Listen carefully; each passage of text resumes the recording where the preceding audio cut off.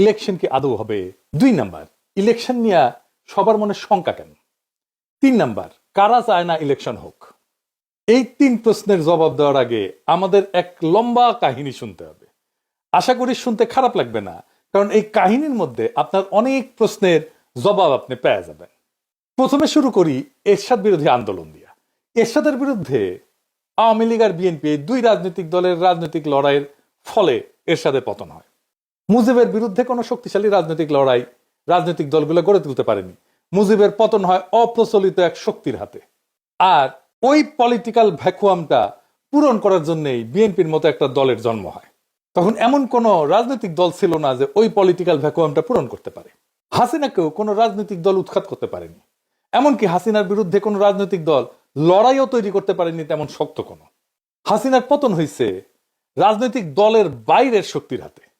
এই বাইরের রাজনৈতিক শক্তি শুধু ছাত্ররা না, রাজনৈতিক দলের বাইরের শক্তি অনেকগুলো ছিল, অনেক কয়েকজন দাঁড়ায় গেছিল। এরা কারা কারা? এদের চেনা কঠিন না। এরা এক একটা রাজনৈতিক লড়াইয়ের মধ্যে দিয়ে রাজনৈতিক শক্তি হয়ে উঠছে। হাসিনার আমলে হাসিনার শাসনকে নাড়া দিতে পারছে সত্যিকার অর্থে 4টা আন্দোলন, যে আন্দোলনগুলোতে সাধারণ মানুষ সম্পৃক্ত হয়েছিল। রাজনৈতিক দলগুলো আন্দোলন করছে, জামাত আন্দোলন করছে আগে, বিএনপি আগে আন্দোলন করছে, কিন্তু সাধারণ মানুষ সেটাতে সম্পৃক্ত হয় নাই। জামাতের একটা আন্দোলনে সাধারণ মানুষ সম্পৃক্ত হয়েছিল, সেটা হইতেছে মাওলানা দেলোয়ার হোসেন সাঈদীর ফাঁসির আদেশ দেওয়ার পরে। কিন্তু সেই আন্দোলনটা খুব বেশি দিন চালাইতে পারেনি তারা। তাহলে এই অরাজনৈতিক শক্তিগুলোর আন্দোলনগুলো কি কি?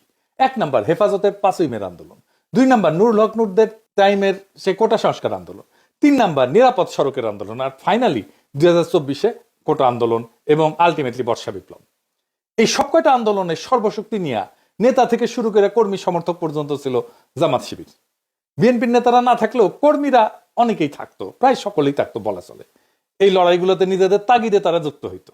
আর পাশাপাশি একটা ইন্ডিপেন্ডেন্ট সোশ্যাল মিডিয়া ফোর্স তৈরি হয়েছিল, যেটা এখনো এক্সিস্ট করে, এখনো আছে, জিন্দা আছে। এই যে লড়াইগুলোতে জামাতের অংশগ্রহণ, লড়াইগুলোর একটা গুণগত পরিবর্তন করে দিছিল। সেটা হইতেছে রাজনৈতিক লড়াই পরিচালিত হইতেছে ইসলামী রাজনৈতিক চিন্তায় ভর কইরা। বিএনপির কর্মীরা সংখ্যা বাড়াইছে, কিন্তু লড়াইয়ে কোনো কর্তৃত্ব বা বয়ান তৈরি করতে পারে নাই, নেতৃত্বও নিতে পারে নাই। রাজনৈতিক লড়াইয়ের ভাষাও পরিবর্তন হইতে থাকে। স্বাধীনতার বদলে আজাদি শুনি আমরা, বিপ্লব দীর্ঘজীবী হোকের বদলে শুনি ইনকিলাব জিন্দাবাদ। এমনকি বামপন্থীরাও কারবালা বলে, আমি জাহিলিয়াত বলে।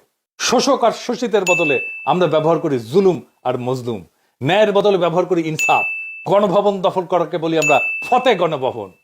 লড়াইয়ের ভাষা দিয়ে বুঝতে পারবেন কারা লড়াইয়ের মূল শক্তি। এই লড়াইয়ের মূল শক্তি ছিল বাংলাদেশের ইসলামপন্থী রাজনৈতিক শক্তি।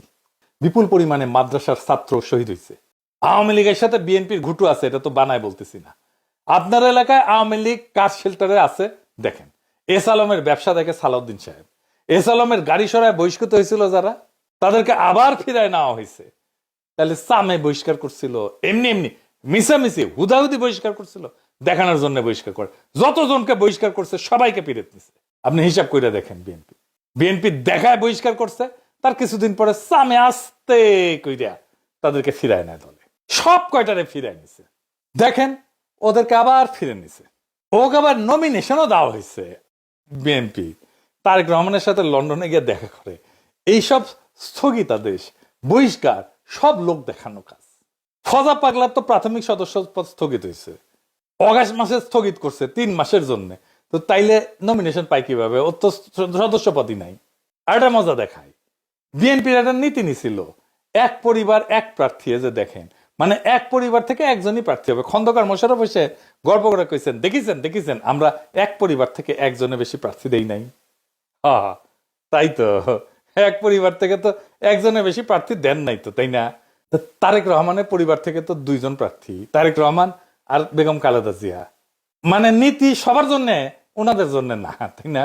ওনারা নীতির উপরে হুদাই নীতি কথা তাইলে কর দরকার আছে। এর মধ্যে বিএনপি প্রেসিডেন্ট সরকারের কাউরে তার কোলে নিয়ে নিছে, যেন তারা একসাথে এই সিস্টেমটাকে টিকায় রাখতে পারে।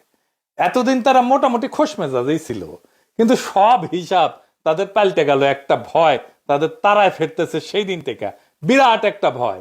কি সেই ভয়, আর কেন তাদেরকে তারায় ফেরতেছে, আর কোন দিন থেকে তারা ভয় পাইতেছে, সেই জিনিসটা আসেন বুঝে দেখি। গত 20 বছরে যারা ভোটার হয়েছে তারা কারে ভোট দিবে জানেন?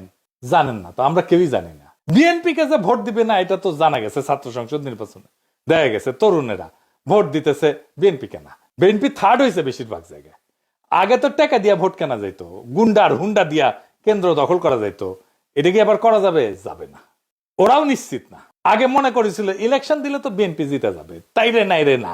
এখন সেই কনফিডেন্স আর নাই। কনফিডেন্স থাকলে জাস্টিস শাহাবুদ্দিনের 91 ইলেকশনের মতো একটা ইলেকশন করে ফেলতো, সবকিছু ঠিক আছে। এরশাদ নাই, বাকি সব ঠিক আছে, তাই হইতো। ওইটা করলে একটা মোটামুটি ফেয়ার ইলেকশন দিত। যদিও ফেয়ার ইলেকশন দিলে 91 মতো চমক আসতে পারে। 91 কি হয়েছিল জানেন? আর্মি, প্রশাসন, পুলিশ, ব্যুরোক্রেসি, এমনকি বিএনপিও মনে করেছিল আওয়ামী লীগ ক্ষমতা আসবে। ক্ষমতা আসলো বিএনপি। ওই একই অবস্থা হবে এবার। আর্মি তো বিএনপির সাপোর্ট দিতেছে, ওয়াকার দিতেছে। প্রফেসর ইউনূসের সরকারের কিছু উপদেষ্টাও কাজ করতেছে বিএনপির জন্য। কিছু যে ভিড়িছে, বিএনপি কইছে আপনাকে রাখবো আমরা পরের সরকারে, আর আনন্দে চলে গেছে আর কি। জামাত মনে করে যে বিএনপি ক্ষমতা আসতেছে, কিন্তু ডিপ স্টেট এটা মনে করে না।